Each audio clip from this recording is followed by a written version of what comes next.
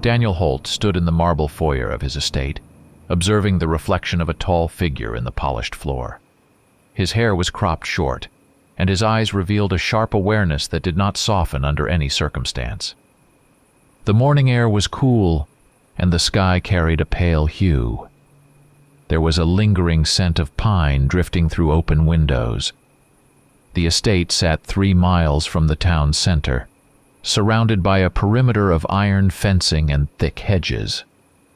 The location provided convenient isolation for the activities that were about to unfold. He turned toward the hallway and walked toward a hidden room where his personal attendants waited.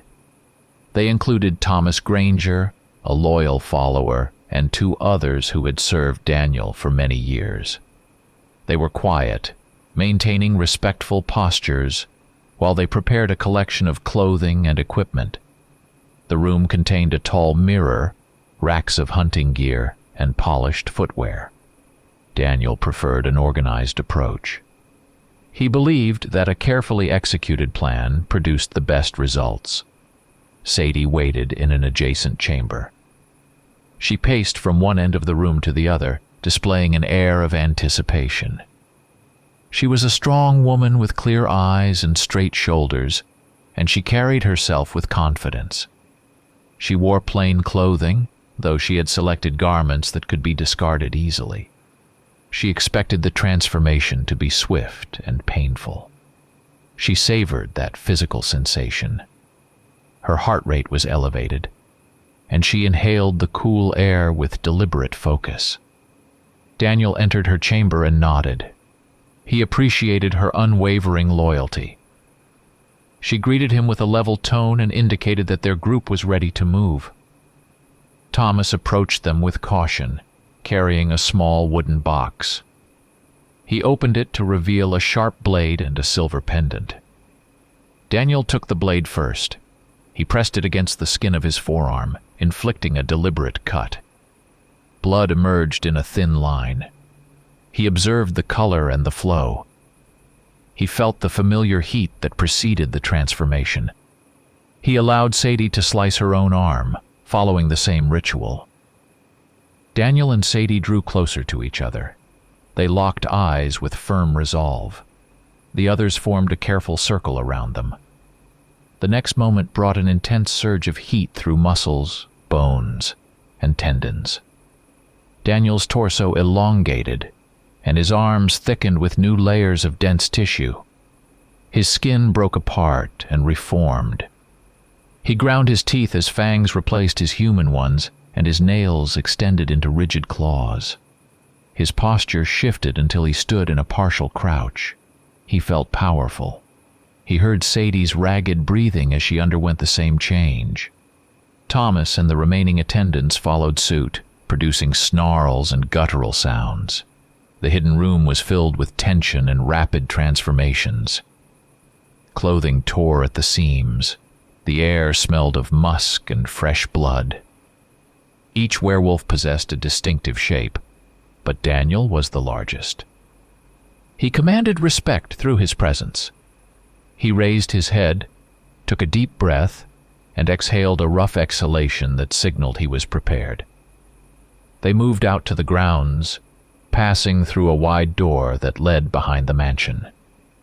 The forest stood only a few hundred yards away.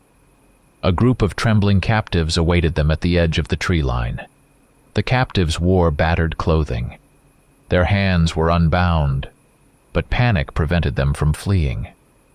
A pair of Daniel's human associates held firearms to enforce cooperation. When Daniel and his pack approached, the associates stepped aside. There was no verbal announcement. There was only the abrupt beginning of the hunt. The captives scattered. Daniel did not rush. He chose a direct route into the forest. He heard the rapid footsteps of frightened individuals. He smelled their sweat. He did not fear detection by local authorities because he had influence over them. He and his pack had mastered the craft of secrecy. Sadie ran ahead, muscles rippling beneath her thick hide. She pursued one figure who struggled to climb a steep bank. She covered the distance in seconds. She slammed the individual to the ground and sank her teeth into the neck. Daniel continued forward, passing thick pine trunks, stepping over uneven roots, and relishing the sharp scent of disturbed earth. He discovered another quarry stumbling through thick undergrowth. He charged without hesitation. His claws caught flesh, and he heard a cry that faded abruptly. He felt warm blood on his hands. Everett Bings, a dedicated ranger with a lean frame and focused eyes, walked along a narrow path in the forest at dawn. He wore a dark green jacket with a small emblem representing the local park service. He held a clipboard in one hand and a flashlight in the other. He was conducting his usual morning inspection, verifying the condition of several trails. The air was damp and the ground was soft.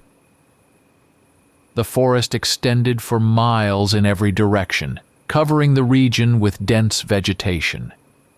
He observed fresh paw prints near a patch of mud and made a quick note, assuming it was a large canine. He continued along the trail, pausing when an unpleasant odor caught his attention. He raised his flashlight and scanned the area. A cluster of broken branches revealed something on the ground. At first he thought it might be a deer carcass, but as he got closer, he realized it was the remains of a human body. He stepped back, breathing slowly to steady himself. He saw torn flesh and scattered bones, and he knew that it was a homicide scene. He tapped his radio and reported the discovery to the sheriff's department. Sheriff Wallard Evansley received the call at his office. He was a tall man with measured movements and careful speech. He listened to Everett's account, his expression calm but his eyes alert. He told Everett to stay where he was and wait for assistance. Wallard then informed his deputies, Edward Duncan, Howard Lindsay, and Lillian Rose, that they were heading out to investigate a grisly find. The group left the station, which was located 2 miles from the forest's western entrance. They traveled in 2 vehicles, navigating a winding road flanked by thick trees. They arrived at the location and found Everett standing near the remains. The ranger's face was solemn, and he moved aside to let the sheriff and his team examine the scene. Wallard crouched by the body. The bones had been stripped of most tissue, and the ground bore stains of dried blood. Deep lacerations were visible on what was left of the victim's torso. Edward, a methodical man who had served in the department for several years, noted the unusual spacing of the bite marks. Lillian, the newest addition to the force, took photographs while trying to maintain composure. Howard, a stern-faced deputy with decades of experience, inspected the surrounding soil for footprints or drag marks. Wallard inhaled, catching a faint scent that disturbed him. He recognized the odor of werewolves, a scent that triggered old memories. He glanced at his deputies but did not divulge the specifics of his suspicion. Instead, he instructed them to collect as much evidence as possible. Everett hovered nearby, occasionally offering details about the terrain. He pointed to a set of footprints a few yards away, partially obscured by leaves. Wallard examined them, noticing that some appeared too large for an ordinary human. The group loaded the remains into a body bag, preserving potential forensic clues. They planned to send everything to the nearest medical examiner's facility, which was located 20 miles south in the county seat. Lillian prepared a preliminary report, noting that the victim's cause of death was likely a wild animal attack. Wallard thanked Everett for his cooperation and told him to remain cautious. The ranger agreed and promised to keep an eye on the area. They returned to the sheriff's office, where a modest reception area led to a cluster of rooms. Wallard gathered his deputies in a briefing room. He recounted the visible wounds and the footprints. He hesitated before mentioning that the size of the tracks hinted at something beyond a typical predator. Edward asked if it could be a bear. but Wallard shook his head. He shared that the spacing of the marks was inconsistent with any known local wildlife. He revealed that he had encountered similar cases in the past. Lillian was curious, but did not press the issue. Howard took notes quietly, his demeanor unchanging. Wallard decided they would need to deploy additional patrols near the forest. He ordered Howard and Edward to revisit the site the following morning with better photographic equipment. Lillian would process the evidence they had gathered so far. Wallard left the room for a moment. He stood by a window in the hallway, reflecting on a hidden part of his life. He knew that the presence of another werewolf was undeniable. He recognized a foul signature in the air, one that indicated a ruthless killer. Later that same afternoon, a black SUV pulled up in front of the sheriff's office. A woman stepped out and glanced at the modest brick facade. She wore a dark suit and had her identification clipped to her belt. Her name was Millibet Beth Downsley, and she introduced herself at the front desk as an FBI agent assigned to investigate violent crimes. The receptionist guided her to Wallard's office without delay. Wallard greeted Beth with a polite handshake. She noticed his cautious expression and did not appear surprised by it. She placed a folder on his desk and stated that her superiors had directed her to oversee the case involving the human remains found earlier. She mentioned that irregularities in local crime data had flagged this incident for federal attention. Wallard studied her face for a moment. He realized that her scent was unmistakable. She was a werewolf, though she maintained a rigid, official demeanor. He gave a brief nod, acknowledging an unspoken truth between them. Beth asked to see the evidence collected at the crime scene. Wallard led her to the evidence room, where Lillian Rose was organizing photographs and bagged samples. Beth examined everything without reacting visibly to the horrific images. She noted the size of the bite marks, the pattern of the wounds, and the footprints recorded by Howard. She frowned when she saw the deeper lacerations. She told Wallard that these injuries appeared more organized than random animal attacks. She glanced at Lillian, who stood quietly to the side, and chose her words carefully, suggesting that the perpetrator might not be a typical human suspect. Afterward, Beth and Wallard spoke privately in his office. She shut the door and told him that she knew his history. She said she had learned about his former status in a werewolf clan that had once roamed the region. She implied that he could not escape his past or the consequences of it. Wallard did not deny her statements. He acknowledged that he had abandoned the clan and had sought a quieter life in law enforcement. Beth warned him that rogue activities by any werewolf threatened to expose them all. She insisted that federal authorities would not tolerate recklessness. Wallard responded that he intended to protect the citizens of this county, no matter the cost. During their conversation, Lillian knocked on the door to inform Wallard that a call had come in regarding suspicious activity at a remote property. Beth raised an eyebrow, and Wallard excused himself. He asked Lillian to accompany him, leaving Beth in the office to review more files. They departed the station in an unmarked cruiser, traveling 3 miles north. The remote property turned out to be a dilapidated barn situated near a swampy section of the forest. A local resident had reported hearing strange noises the night before. Wallard and Lillian searched the area. They found signs of movement but no clear indication of who had been there. Wallard identified faint claw marks on a wooden post. Lillian photographed them, commenting that they were unusually large. Wallard said little but stored the information in his mind. Back at the office, Beth approached Wallard with a serious expression. She said she had spoken by phone with her federal contacts. They had given her broad authority to handle this case. She stated that the official explanation would remain vague to avoid public panic. Wallard agreed with the need for discretion. He asked Beth why she had been chosen for this assignment. She responded that her background, both human and otherwise, made her an effective mediator when dealing with rogue elements. She stressed that she would not hesitate to eliminate any threat, including those within their own kind. Wallard listened carefully and said he understood the implications. He reminded her that local authorities had jurisdiction, but he also recognized that she possessed resources he did not. He suggested a cooperative arrangement. She consented, though she made it clear she expected results. They concluded that the next step would be a more thorough investigation of individuals with unexplained wealth or influence in the county. Wallard realized that Daniel Holt's name might surface. He had heard rumors of a powerful figure on the outskirts of town. He wondered if Holt was connected to the slaughter. Beth promised to help verify any suspicions. Wallard nodded, accepting that he could not handle this investigation alone.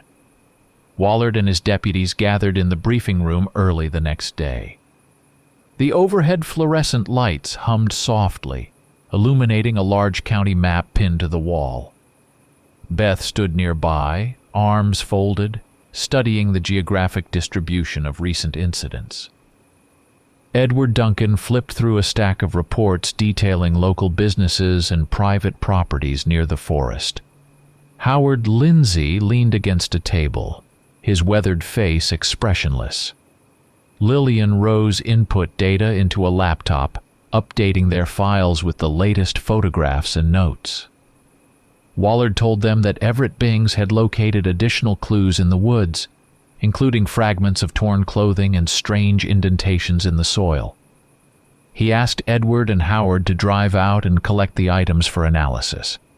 Lillian would coordinate with the local forensics lab to expedite results. Beth watched quietly, then suggested that they focus on owners of large estates near the forest boundary. She believed that someone with money and connections might harbor dangerous secrets. Wallard agreed that they should compile a list of such individuals. While Beth and Lillian compiled records, Wallard stepped outside for a moment to gather his thoughts. The morning air was brisk. He observed the street outside the station, where people went about their daily routines, unaware of the hidden threat. He was tempted to share his suspicions about Daniel Holt, a man rumored to possess an extraordinary estate along a remote stretch of county road. Holt was known for philanthropic gestures, but quiet rumors described him as ruthless. Wallard felt an ache in his chest, recalling the old knowledge that many werewolves accumulated wealth through intimidation and manipulation. When Wallard returned to the briefing room, Beth indicated that she had identified 3 large properties of interest. She rattled off the names of their owners, including Daniel Holt, an individual who rarely appeared in town, but who maintained powerful connections. Lillian noted that Holt's name had emerged in prior investigations related to missing persons, though no charges were ever filed. Wallard acknowledged that they needed more concrete evidence before confronting him directly. Beth proposed sending someone covertly to gather information, but Wallard hesitated. He did not trust infiltration strategies without thorough planning. He suggested they first search for additional signs linking Holt to the murders. Meanwhile, Daniel Holt sensed the growing risk. Inside his lavish mansion, he paced through a well-appointed drawing room. The tall windows overlooked the driveway, and the furniture displayed his refined taste. He had learned from Thomas that remains were found by the ranger and that the sheriff's department was actively investigating. Daniel tightened his jaw, displeased that the cleanup had been inadequate. He reprimanded Thomas for neglecting certain details, and he reminded everyone in his inner circle that secrecy was essential. Sadie stood by, listening without interrupting. She wondered if a traitor existed among them, someone who failed to follow orders perfectly. Thomas insisted he had done his best. Daniel glared at him, aware that mistakes invited scrutiny from law enforcement. He considered the possibility that Sheriff Wallard might suspect him. Daniel remembered rumors of a lawman with werewolf ties. He suspected that Wallard was the same individual who had once belonged to a regional pack. Daniel realized that the threat of exposure had escalated. He decided to arrange another hunt, but with stricter controls on who would be pursued and where the remains would be disposed of afterward. Back at the sheriff's office, Wallard received a call from Everett. The ranger informed him that a partially concealed trap had been found near a disused logging trail. It resembled a steel trap intended for catching large animals, but it bore modifications suggesting it had been deployed for larger prey. Wallard led Beth to the storage area to examine a photograph Everett had sent. She studied the mechanism and concluded that someone with expertise had crafted a device specifically for creatures beyond ordinary wildlife. Wallard realized that Holt or his associates might be preparing the territory for another hunt.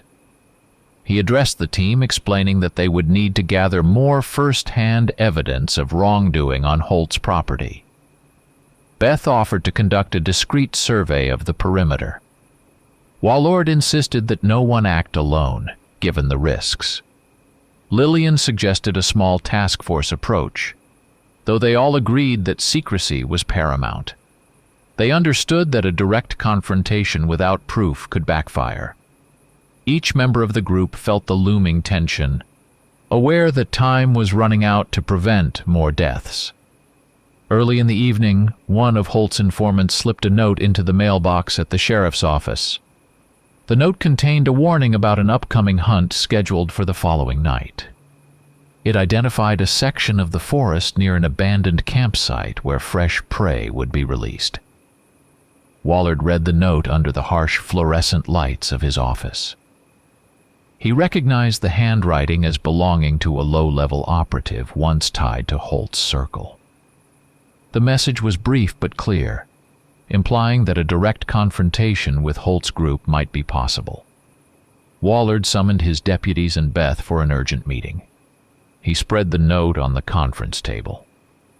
Lillian examined the paper for authenticity, concluding that it matched the type used by certain employees at Holt's estate. Beth frowned, indicating that this sudden leak of information might be a trap. Edward agreed, noting that Holt would likely anticipate an ambush if he believed someone had betrayed him.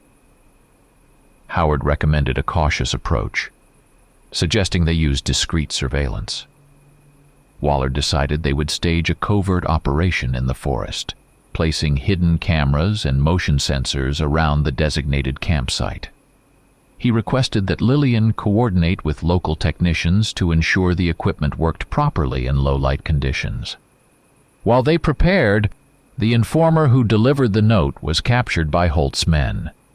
They discovered that he had revealed details of the upcoming hunt to law enforcement. Holt's enforcers dragged him into a dark shed on the estate grounds. Daniel questioned him without raising his voice, demanding to know if the information had reached the sheriff. The informer, panicked and bruised, attempted to deny any betrayal. Daniel glanced at Sadie, who stood by the doorway. She uttered a quiet remark, expressing disappointment in the informer's feeble excuses. Thomas handed Daniel a weighted club. Daniel struck the informer once, methodically. He left the unconscious man on the floor, ordering his subordinates to finish him. They displayed his remains near the forest boundary as a warning to anyone tempted to follow the same path. Back at the station, Wallard and Beth checked the latest reports. Lillian confirmed that additional cameras had been installed at strategic angles around the abandoned campsite. Edward and Howard loaded tranquilizer darts, though they also carried standard firearms. Wallard urged them to avoid direct confrontation unless absolutely necessary. He wanted photographic proof of Holt's involvement in predatory hunts. Beth stood by a rack of gear, selecting a rifle equipped with specialized rounds. She acknowledged that lethal force might be required if they encountered violent resistance. Night fell, and the operation began. The group split into two teams. Wallard and Beth took one route, while Edward, Howard, and Lillian approached from another angle. They traveled on foot, keeping noise to a minimum. The forest was dense, and the darkness enveloped them. Each team carried a small set of infrared goggles and a portable radio. They positioned themselves in concealed spots around the campsite, waiting for signs of movement. Hours passed quietly, punctuated by the sounds of nocturnal creatures and the rustling of leaves. Around midnight, Edward reported over the radio that he had spotted movement. He saw several figures moving along a narrow game trail. Lillian switched on the cameras, ensuring that any activity would be recorded. Howard crouched behind a fallen log, scanning the darkness for additional threats. Wallard and Beth remained on the opposite side of the clearing, watching for Holt or Sadie. Tension ran high as the minutes dragged on. Then shapes emerged near the clearing. The werewolves advanced with cautious steps, clearly aware that something might be amiss. Suddenly, snarls came from the trees. Holt's pack sprang out with lethal speed. They detected the presence of outsiders. Edward fired a dart, striking one werewolf in the shoulder, but others evaded the ambush. A vicious brawl erupted in the darkness. Howard tried to hold his position but was overwhelmed by a flanking attack. He fell under the weight of claws and teeth, suffering fatal injuries. Lillian shouted into the radio that Howard was down. Edward fired additional rounds, managing to wound another attacker. Wallard and Beth converged on the scene, but they were met by Sadie and two of Holt's strongest followers. A chaotic fight ensued, leaving Edward gravely injured. Beth delivered accurate shots, forcing several werewolves to retreat. When the conflict ended, the clearing was strewn with scattered equipment and bloodstains. Howard lay lifeless. Edward was alive but badly hurt. Wallard ordered an immediate evacuation, realizing the operation had gone disastrously. Holt and Sadie had slipped away into the forest, leaving behind a grim warning for those who dared to challenge them. Wallard stood in the hallway of the county hospital, watching the faint flicker of fluorescent lights overhead. He could hear the slow beeping of monitors from Edward's room, where the deputy clung to life after the vicious attack. Outside, a soft wind blew across the parking lot. Beth approached with firm steps, carrying a stack of files. She indicated that new information had surfaced about Daniel Holt and the broader implications of his unlawful hunts. Beth led Wallard to an unoccupied waiting area at the corridor's end. She showed him documents referencing a long-standing treaty among werewolf clans, forbidding human prey. Holt's actions, she explained, violated that accord. She said that if he continued, it could provoke conflict and risk exposure. She insisted Holt must be eliminated to preserve both human and werewolf interests. Wallard studied the pages, recalling the gravity of that ancient agreement. He recognized references to feuds. Outside Edward's room, Wallard said that their primary goal was to protect the citizens of this county. He knew that wiping out Holt might finalize his own break from werewolf circles. He had tried to live peacefully, but the bloodshed forced his hand. Beth agreed, reminding him that clan elders would never sanction Holt's hunts. She believed they might even support an intervention. Wallard nodded, determined to stop Holt's growing menace once and for all. In Holt's mansion, tensions simmered. Sadie carefully walked through a dimly lit hallway, noticing how several subordinates avoided her gaze. They questioned Holt's leadership after the failed ambush in the woods, and rumors spread that he had grown reckless. Sadie retained absolute loyalty, recalling Holt's ruthless ambition that had once seduced her.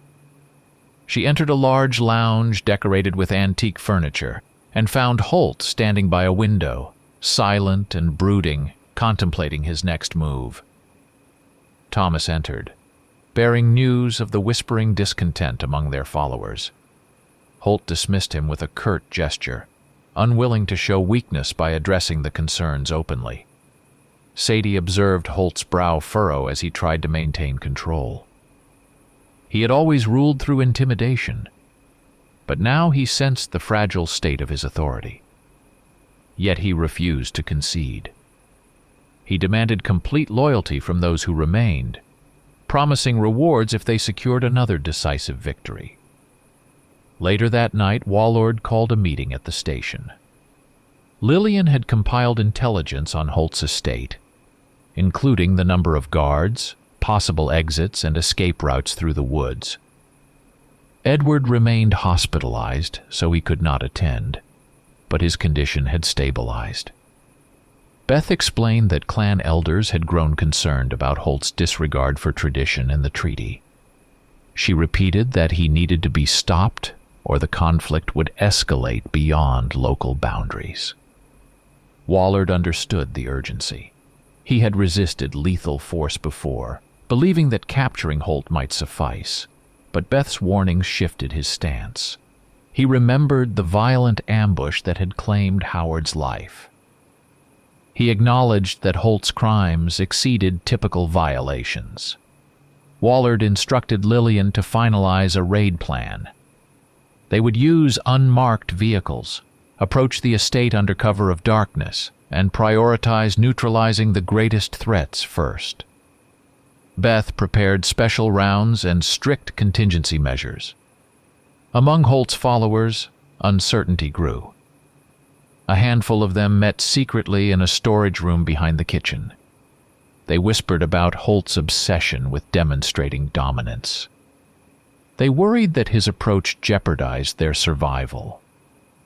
Sadie's unwavering devotion was noted, but others felt she was blinded by personal attachment. Some suggested an internal coup to replace Holt as alpha before more lives were lost. Nobody openly challenged him yet, but the seeds of rebellion took root. Sadie remained loyal to Holt, meeting him in his private study later that night. The room featured rich wood paneling and shelves stacked with esoteric volumes. She alerted him to mutterings within the household. He grew tense, acknowledging that some might doubt his leadership. He refused to relent, believing that force would secure obedience. He promised Sadie that their next victory would silence doubters. She expressed support, but she sensed the precarious balance of power. Before dawn, Wallard assembled his squad in a cramped briefing room. He emphasized the danger Holt's pack posed to innocent lives. He explained that the upcoming raid would define the future of their county. He locked eyes with Beth, understanding that this mission signaled his full commitment to protecting humanity, even if it meant shedding blood. At the same time, he recognized the personal cost, realizing his ties to werewolf life would be severed forever. Night fell over Holt's estate, covering the manicured grounds in darkness. Wallard's convoy of unmarked vehicles approached along a gravel road, headlights switched off to maintain secrecy. Beth sat beside him, silent but focused. Lillian followed in a second car with 2 deputies, each armed with specially prepared ammunition. The plan was to encircle the mansion, prevent escapes, and confront Holt's followers head-on if necessary. Tension weighed heavily as they neared the imposing iron gates. Wallard parked behind a cluster of dense shrubs. Lillian stopped about 50 yards away, positioning her vehicle near another concealed approach. The gates appeared locked, but the fence line contained weaknesses that local hunters sometimes exploited. Wallard signaled Beth to move in first, leading a small team tasked with cutting through a discreet section of the fence. They worked quietly, wearing dark clothing and carrying night vision equipment. Inside the estate, a scattering of lights glowed in the windows. Guards patrolled the perimeter, keeping a watchful eye on the surrounding darkness. One of them paused, sensing something amiss. Beth halted her team, holding up a clenched fist to signal silence. Wallard crouched behind a tree trunk, scanning the area with a pair of binoculars. He observed 2 armed guards near a side entrance and 1 more by the garage. He whispered into his radio, directing Lillian's group to circle behind the stables. After a tense wait, Wallard and Beth advanced. They moved swiftly, hugging the shadows along the stone walls. A guard noticed a flicker of movement, but Beth managed to subdue him with a well-placed strike. The team slipped closer to the rear door where they planted a small breaching charge. Wallard signaled everyone to stand back. The muffled explosion tore the lock, allowing them inside. Alarms would soon trigger, but that could not be helped. They rushed into a wide corridor lined with elaborate paintings. Lillian's group entered from another wing, converging near the central atrium. Holt's followers responded quickly, several emerging from hidden rooms. Shouts echoed through the mansion as the 2 sides collided. Wallard fired his weapon at a charging werewolf, the specialized round striking hard. Beth moved with precision, taking down another attacker before it could fully transform. Claws and teeth tore at the air, and the violence escalated in seconds. Amid the chaos, Sadie emerged from an ornate doorway, already halfway through her transformation. Her limbs had elongated and her eyes shone with a predatory glow. She launched herself at a deputy, who managed a single shot before being overpowered. Wallard aimed his rifle, but Sadie darted aside, using astonishing speed to avoid further hits. She roared with guttural fury, determined to defend Holt's dominion. Blood sprayed across the marble floor as a wounded follower collapsed. In a separate corridor, Lillian engaged 2 adversaries, injuring one and forcing the other to retreat into a side passage. She radioed Wallard, informing him that resistance was fierce but disorganized. The ambush had caught Holt's pack off guard. Wallard pressed deeper into the mansion, stepping over broken furniture and spent shell casings. He reached a grand staircase leading to the 2nd floor. An echoing snarl reverberated from above. Holt appeared at the top of the stairs in partial werewolf form. His massive frame was poised for attack. He glanced at Wallard with an expression of contempt, then vanished down a hallway. Wallard gave chase, feeling adrenaline surge through him. He heard fierce growls behind closed doors and smelled blood lingering in the air. He wondered if Holt was luring him away from the others, but he pressed on, determined to end this. Back on the ground level, Sadie continued battling whoever stood in her path. She cornered an injured deputy near a shattered display case. Beth arrived in time, firing shots that tore into Sadie's torso. Sadie staggered, snarling in defiance. She attempted one more lunge, but her strength failed. She dropped to her knees, blood seeping onto the polished floor. The realization that she would not rise again settled across her features, and she collapsed. Beth radioed Wallard, reporting Sadie's death. Wallard replied that Holt had fled toward the eastern wing. Lillian's voice crackled on the line, indicating that they had secured most of the lower floors. Wallard rushed onward, navigating debris and scattered bodies. He found an open window near a library, curtains billowing from a gust of night air. Holt was gone, having escaped into the surrounding forest. Sirens echoed in the distance as local responders converged outside. Wallard stepped into the courtyard behind the estate, scanning the tree line. There was no sign of Holt, only trampled grass and footprints leading toward the woods. The operation had claimed lives on both sides, and the mansion was in shambles. Beth emerged behind him, reloading her weapon with measured composure. Wallard gazed at the dark silhouettes of towering pines, realizing the pursuit would continue until Holt was stopped once and for all. Wallard stood at the edge of the forest, scanning the dense undergrowth for signs of Holt's passage. Moonlight filtered through the canopy, revealing faint tracks pressed into the damp soil. Beth caught up to him, breath ragged from the violent battle at the mansion. She pointed toward a trail leading northeast, where broken branches suggested a hurried flight. Wallard signaled her to remain silent. He listened carefully, hoping to detect Holt's movement in the distance. They proceeded into the woods, stepping around thick roots and fallen logs. Wallard's mind churned with old memories of hunts he had participated in long ago. He recalled the thrill of chasing prey beneath moonlit skies, an instinct he had tried to bury. His senses were sharper than any ordinary human's, and he relied on them to guide his search. The lingering scent of blood mingled with pine needles. He knew Holt would be desperate yet cunning. After a half-mile, Beth paused, reporting that she heard rustling beyond a patch of brambles. Wallard raised his weapon, inching forward. The noise ceased. A short silence followed. Then a gray-furred shape lunged from the underbrush, claws slashing at Beth's jacket. She fired a single shot that grazed the attacker, forcing it back.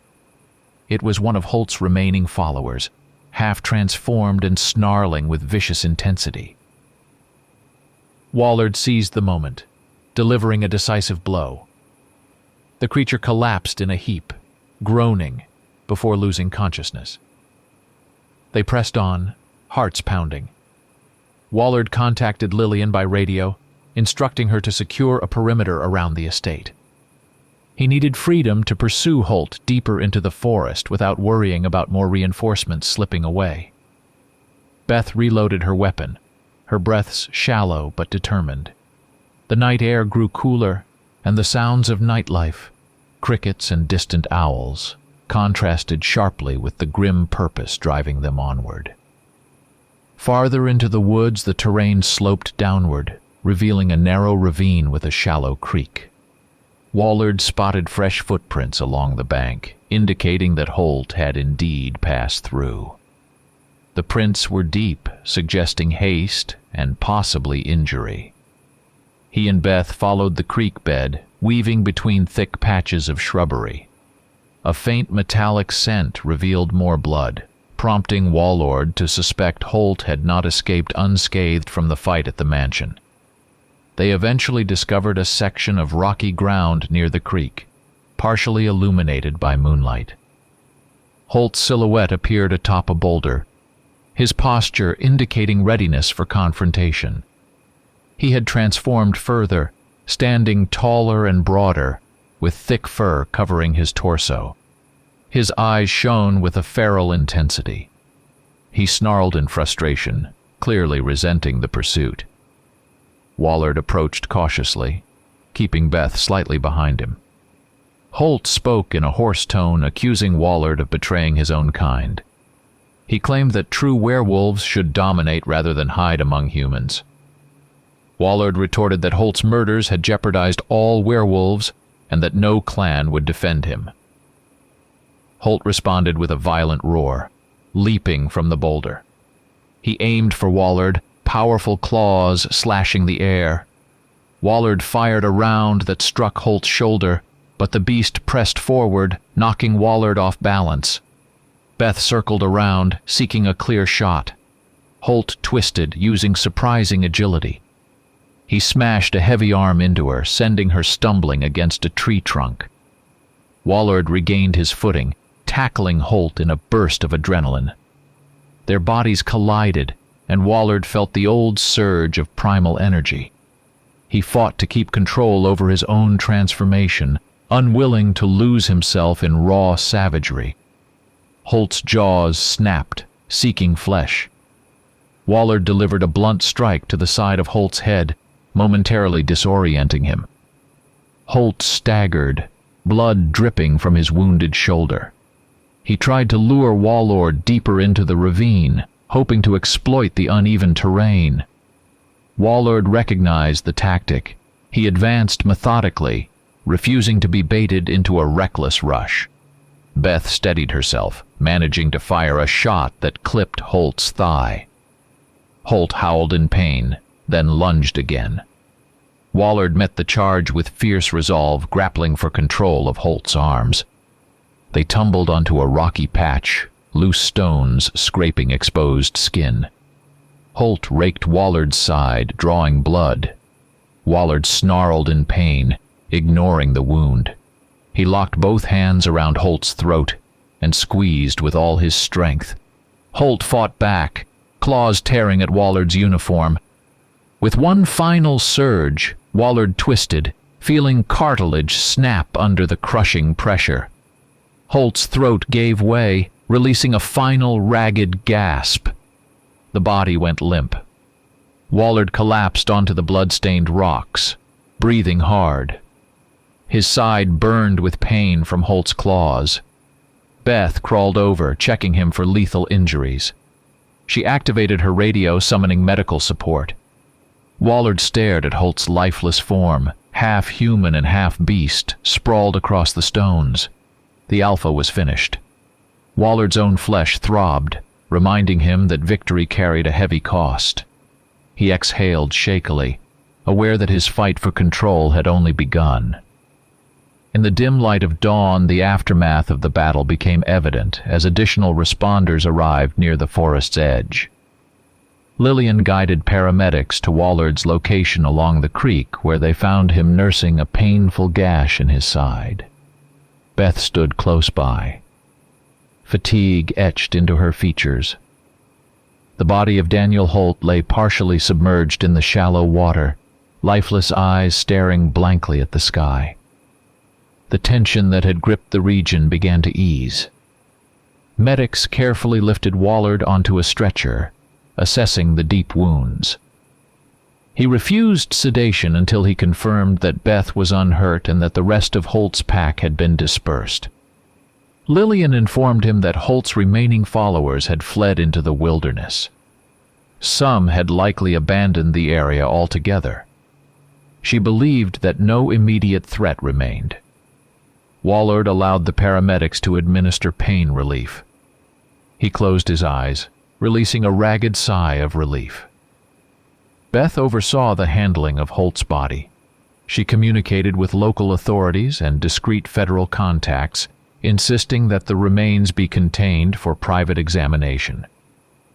She wanted to prevent any evidence of werewolf physiology from surfacing in official reports. The story would be framed as a violent suspect resisting arrest and ultimately killed in self-defense. She quietly thanked Lillian for managing local witnesses, urging them to maintain confidentiality for public safety. That afternoon, Wallard was placed in a private room at the county hospital. A deputy guarded the door, keeping away inquisitive reporters and townsfolk. Word had spread that the sheriff had been gravely injured while thwarting a dangerous criminal. Lillian stopped by to deliver updates. She mentioned that local rumors credited Wallard with heroism, though the exact nature of Holt's crimes remained vague in the public eye. Beth stood beside the hospital bed, reviewing a handful of documents and fielding calls from federal associates. Once the doctors confirmed that Wallard was stable, Beth asked to speak with him alone. She pulled a chair close to the bed, observing the wrapped bandages around his torso. She explained that Holt's demise would likely avert broader conflict among the werewolf clans, since Holt had been a rogue element who violated the treaty. She stated that many clan elders considered Wallard an asset, someone who had proven his loyalty to humanity, yet still carried werewolf blood. They might invite him to rejoin their ranks under an official capacity. Wallard listened in silence, his expression weary. He remembered the moment he left the pack, determined to create a better life among humans. He told Beth he had no desire to return to a clan or engage in further politics. He had chosen law enforcement to protect civilians from predators, whether human or supernatural. Beth acknowledged his stance, but reminded him that refusing the elder's invitation could place him at odds with traditionalists. She added that his own dual nature might grow more pronounced, especially after sustaining injuries from a powerful alpha. The day passed slowly. Lillian returned to the hospital in the early evening, noting that the rest of Holt's territory lay abandoned. His estate was seized by local authorities pending legal investigation, though the official paperwork would remain sanitized to exclude explicit references to lycanthropy. Lillian explained that various leftover members of Holt's circle had scattered. Some might relocate to distant regions, while others could attempt to integrate quietly into new packs. Beth met with Wallard again at dusk, standing by the window as shadows stretched across the floor. She reiterated her offer, insisting that the werewolf clans might provide him with crucial guidance for controlling any reawakened instincts. Wallard refused, stating that his place was among ordinary people who needed protection. He stressed that the mental and emotional toll of joining a clan again was not worth the potential benefits. Beth accepted his decision with a measured nod. Before leaving, Beth placed a small envelope on the bedside table. She said it contained contact information for individuals who specialized in werewolf health and legal matters, should Wallard ever face complications. She did not pressure him, but she emphasized that the door remained open if circumstances changed. Wallard thanked her, though he felt a growing tension within himself. Later that night, a nurse entered to adjust his IV drip. Wallard lay awake, feeling every pulse of blood through the bandages. He thought about the savage power he had unleashed to defeat Holt. He realized that despite rejecting clan life, the beast inside him had not diminished. It had stirred during the fight, responding to mortal danger with lethal force. The memory of that visceral strength troubled him, lingering like an unspoken reminder that no amount of distance could fully sever his nature.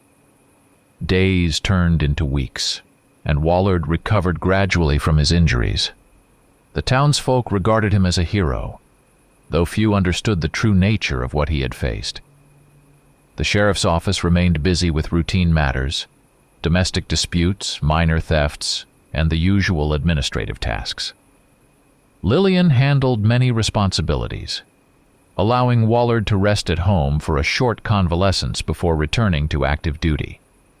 At the hospital's suggestion, he underwent discreet checkups to ensure there were no lingering complications. By the time he resumed work, the gossip had calmed. Official statements framed Daniel Holt as a criminal mastermind whose violent tendencies led to a deadly confrontation. The mansion was placed under extended investigation, and many townspeople were content to let the matter fade. However, a few curious residents whispered that something more lurked behind those events. Wallard offered no clarifications, preferring to keep the truth buried. The morning he returned to the station, Lillian greeted him with a cautious smile. She said Edward was recuperating well and should be back on the force in a few weeks. She updated him on minor cases that needed oversight. Wallard moved through the familiar halls, noticing new faces among the deputies. Some stared at him with awe, having heard tales of his bravery. He maintained a calm demeanor, determined to continue his duties without drawing attention to his hidden nature. Beth had departed town shortly after Holt's demise, leaving behind only a brief message that she would remain reachable.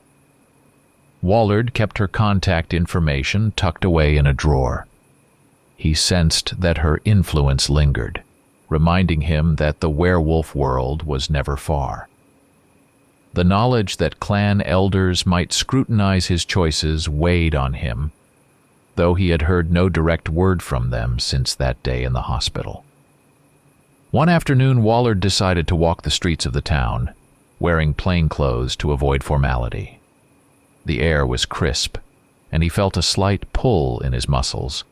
a reminder of his healing wounds. Neighbors waved, store owners called out greetings, and the local diner offered him a free cup of coffee in gratitude. Despite the warmth of their thanks, he sensed the quiet burden of his secret. He recognized that the beast within him was stirring more often than before. Eventually, Wallard found himself back at his office. He climbed the stairs, opened the door, and settled behind his desk. Paperwork was stacked neatly, awaiting his signature. He picked up a pen, but his hand trembled slightly. He paused, flexing his fingers to steady them. A faint ache crept up his forearm, reminding him of the feral strength that had surged through his veins during the final showdown with Holt. Evening arrived, casting long shadows across the room. Wallard switched on a small desk lamp, scanning old case files for any unresolved leads. The station was nearly empty, with only a lone dispatcher working the night shift. Lillian had gone home hours ago. Outside, the sky darkened, revealing a bright moon that rose above the rooftops. Wallard stared at the moonlight reflecting on the polished floor. He recalled Beth's warning that the injuries from a powerful alpha could accelerate changes in a bitten werewolf. He touched the bandages still wrapped around his side, feeling the subtle warmth beneath the dressing.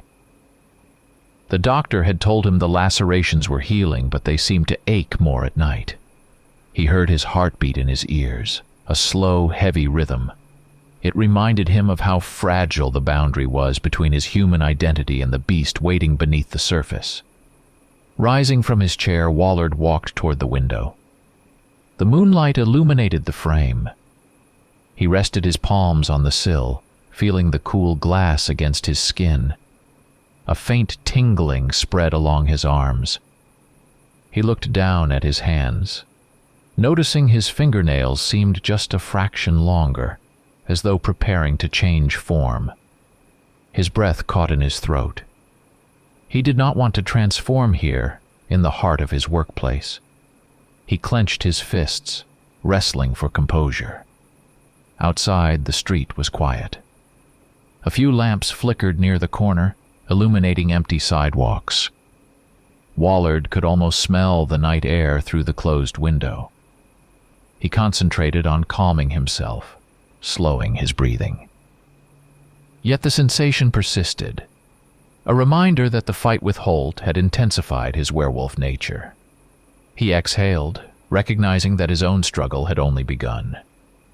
The moon hung bright and unrelenting, casting pale light across his face. He stood there, wrestling with impulses that would not be tamed by simple willpower. In that moment, he understood that the final victory over Holt had only opened the door to a new battle, a battle within his own flesh and blood that might endure as long as he lived.